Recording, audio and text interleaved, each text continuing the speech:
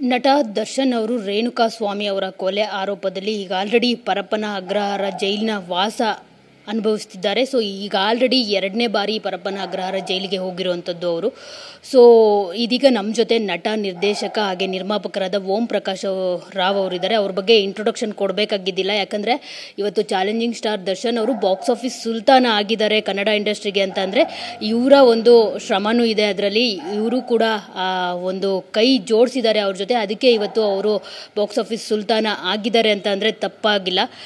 ಜೊತೆಗೆ ಇನ್ನೊಂದು ವಿಷಯ ಹೇಳಬೇಕು ಅಂತಂದರೆ ಇವರಿಬ್ಬರ ಕಾಂಬಿನೇಷನ್ ಸಿನಿಮಾಗಳು ಕನ್ನಡ ಇಂಡಸ್ಟ್ರಿ ಬಾಕ್ಸ್ ಆಫೀಸ್ನಲ್ಲಿ ಯಾವ ರೀತಿ ಸುಂಟರ್ ಗಾಳಿ ಎಬ್ಬಿಸ್ತಾ ಇದ್ವು ಅಂತ ಎಲ್ರಿಗೂ ಗೊತ್ತಿರೋವಂಥದ್ದೇ. ಒಂದು ಕುಟುಂಬದವ್ರ ಥರ ಇವರಿಬ್ಬರು ಇರ್ತಾಯಿದ್ರು, ಆತ್ಮೀಯವಾಗಿರ್ತಾಯಿದ್ರು. ಆದರೆ ಈಗ ಸದ್ಯಕ್ಕೆ ಚಾಲೆಂಜಿಂಗ್ ಸ್ಟಾರ್ ದರ್ಶನ್ ಅವ್ರ ಜೊತೆ ಇವ್ರಿಗೆ ಒಡನಾಟ ಇಲ್ಲ 10 ವರ್ಷಗಳಿಂದ. ಸೊ ಈ ಬಗ್ಗೆ ಎಲ್ಲದ್ರ ಬಗ್ಗೆ, ಜೊತೆಗೆ ದರ್ಶನ್ ಅವರ ಒಂದು ಈ ದಿನದ ಪರಿಸ್ಥಿತಿಗೆ ಕಾರಣ ಏನು ಅಂತ ಎಲ್ಲರದ್ರ ಬಗ್ಗೆ ಕೂಡ ಅವ್ರನ್ನ ಮಾತಾಡ್ಸೋಣ. ಸರ್ ನಮಸ್ತೆ.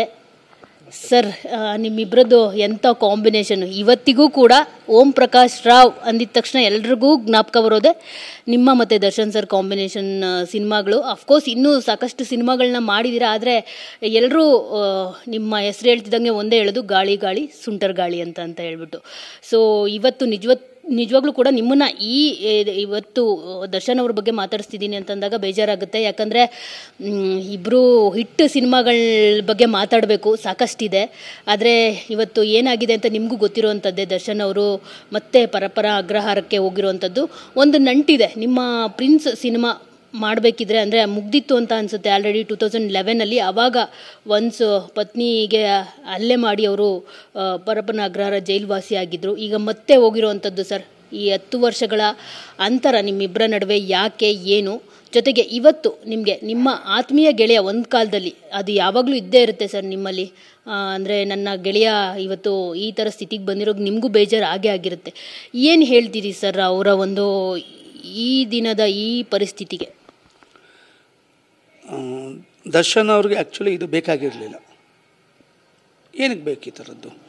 ಆಮೇಲೆ ಅವ್ರಿಗಿರೋ ಪವರ್ಫುಲ್ ಫಾಲೋಯಿಂಗ್ ಇರ್ಬೋದು, ಅವ್ರಿಗಿರೋ ಪವರ್ ಇರ್ಬೋದು, ಅವ್ರಿಗೆ ಪ್ರೊಡ್ಯೂಸರ್ಸ್ ಕೊಡ್ತಿದ್ದ ಗೌರವ ಇರ್ಬೋದು, ಅಭಿಮಾನಿ ಬಳಗದವರು ಮತ್ತು ಎಲ್ಲರೂ ಆಮೇಲೆ ಮಾಧ್ಯಮದವರು ಪತ್ರಕರ್ತರು ಕೊಟ್ಟ ಪಬ್ಲಿಸಿಟಿ ಇರ್ಬೋದು, ಅವ್ರಿಗೆ ಅಪಾರವಾದದ್ದು. ಆ ಗೌರವನ ಕಾಪಾಡಿಕೊಂಡು ಇಷ್ಟುವರೆಗೂ ಬಂದಿರುವಂಥ ವ್ಯಕ್ತಿ ಎಲ್ಲೋ ಒಂದು ಕಡೆ ಒಂದು ಸಣ್ಣ ವಿಷಯದಲ್ಲಿ ಈ ರೀತಿ ತಗ್ಲಾಕ್ಕೊಂಡು ಇವತ್ತು ಅಲ್ಲಿ ಆರೋಪ ಸ್ಥಾನದಲ್ಲಿ ನಿಂತಿದ್ದಾರೆ ಅಂತ ಅಂದಾಗ ತುಂಬ ತುಂಬ ತುಂಬ ಬೇಜಾರಾಯಿತು. ಆಮೇಲೆ ಅವ್ರ ಫ್ಯಾನ್ಸ್ ಆಗಿರ್ಬೋದು, ಅವ್ರಿಗೆಲ್ಲ ಎಷ್ಟು ಬೇಜಾರಾಗಿದೆ. ಇಲ್ಲ ನಮ್ಮ ಡಿ ಬಾಸು, ನಮ್ಮ ಅಣ್ಣ, ಹಾಗೆ ಹೀಗೆ ಅಂತ ಅಷ್ಟೊಂದು ಆಸೆ ಪಡುವಂಥ ಆ ಲೆವೆಲಿಗೆ ನಿಂತಿರುವಂಥ, ಶಿಖರದಲ್ಲಿ ನಿಂತಿರುವಂಥ ವ್ಯಕ್ತಿ ಇವರು ಇವತ್ತಿನ ದಿನ ಹೋಗ್ಬಿಟ್ಟು ಕೋರ್ಟ್ ಕಟ್ಟಕಟ್ಟೆಯಲ್ಲಿ ನಿಂತಿದ್ದಾರೆ ಆರೋಪಿ ಸ್ಥಾನದಲ್ಲಿ ಅಂದಾಗ ಅಭಿಮಾನಿಗಳಿಗಾಗಿರ್ಬೋದು, ಬೇರೆಯವ್ರಿಗಾಗಿರ್ಬೋದು, ಬಟ್ ನನಗೂ ಕೂಡ ತುಂಬ ಅಂದರೆ ತುಂಬ ದುಃಖ ಆಗಿದೆ ಮೇಡಮ್, ನಿಜವಾಗ್ಲೂ. ಸರ್, ಜೊತೆಗೆ ನಿಮ್ಮಿಬ್ಬರ ನಡುವೆ 13 ವರ್ಷಗಳಿಂದ ಮಾತಿಲ್ಲ, ಕತೆ ಇಲ್ಲ. ಯಾಕೆ ಈ ಅಂತರ, ಯಾಕೆ ಈ ವೈಮನಸ್ಸು, ಏನಾಯಿತು ಅಂಥದ್ದು ಅಂತ? ಸಿನಿಮಾದಲ್ಲಿ ಯಾವತ್ತೂ ಅಷ್ಟೇ ಮೇಡಮ್, ಜಗಳ ಅಂತ ಬಂದಾಗ ಇದು ಸಿನಿಮಾಗೋಸ್ಕರ ಅಷ್ಟೇ, ಪರ್ಸ್ನಲ್ ವೆಂಜನ್ಸ್ ಅಲ್ಲ ಇದು.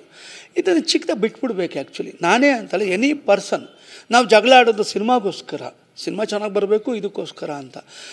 ಇಲ್ಲಿ ಆಫ್ಟರ್ ದ ಪ್ರಿನ್ಸ್ ಆದಮೇಲೆ ನನ್ನ ಅವರ ಒಡನಾಟ ತುಂಬ ಅಂದರೆ ತುಂಬ ಚೆನ್ನಾಗಿತ್ತು. ಅವರು ಯಾರೊಬ್ಬರು ನಾಯಕರಾಡೋನು ಈ ಮಾತು ನನಗೆ ಹೇಳಿರಲಿಲ್ಲ, ನನ್ನ ಬಗ್ಗೆ ಹೇಳಿರಲಿಲ್ಲ. ಅದನ್ನು ಹೇಳಿದ್ದು ದರ್ಶನ್ ಅವರು. ಓಂ ಪ್ರಕಾಶ್ ಅವ್ರ ಡೈರೆಕ್ಟ್ರಾ, ಯಾವಾಗ ಬರಬೇಕು, ಎಷ್ಟೊತ್ತಿಗೆ ಬರಬೇಕು, ಇಷ್ಟು ಬಿಟ್ಟರೆ ಇನ್ನೇನೂ ಹೇಳ್ತಿರ್ಲಿಲ್ಲ ಅವರು.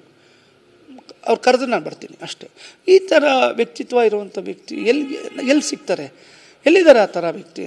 ನಾನಂತೂ ನನ್ನ ಒಂದು ಕೆರಿಯರಲ್ಲಿ ನಾನು ಈ ಥರ ಒಬ್ಬ ಆ ಜನ್ರೇಷನ್ನು ನಮ್ಮ ವಿಷ್ಣು ಸಾರು ಮತ್ತು ರಾಜ್ಕುಮಾರ್ ಸಾರು, ಅಂಬರೀಷ್ ಅಣ್ಣ, ಶಂಕರ್ನಾಗ್ ಸರ್ ಇವರೆಲ್ಲ ಬಿಟ್ಟು ಆದಮೇಲೆ, ಪ್ರಭಾಕರ್ ಸರ್ ಎಲ್ಲ ಇದೆಲ್ಲ ಈ ಒಂದು ಜಾನರ್ ಬಿಟ್ಟು ಆದಮೇಲೆ ಈ ಒಂದು ಬೇರೆ ಜಾನರ್ಗೆ ಬಂದಾಗ ನಾನು ಯಾರನ್ನೂ ಆ ಥರ ನನ್ನ ಬಗ್ಗೆ ಇಷ್ಟೊಂದು ರೆಸ್ಪೆಕ್ಟು ಮತ್ತು ನನ್ನನ್ನು ಕಂಡ್ರೆ ನಂಗೆ ಇಷ್ಟೊಂದು ಪ್ರೀತಿ ಮಾಡುವಂಥ ವ್ಯಕ್ತಿ ಓಂ ಪ್ರಕಾಶ್ ಡೈರೆಕ್ಟ್ರ, ನಾನು ಬರ್ತೀನಿ. ಅಲ್ಲ ಸರ್ ಅದೇನೋ ಇದು ಮಾತಾಡಿ ಅವ್ರಿಗೆ ಹೇಳಿ ನಾನು ಯಾವ ಬರಬೇಕು ಅಂತ ಅವ್ರು ಹೇಳ್ತಾರೆ ನನಗೆ.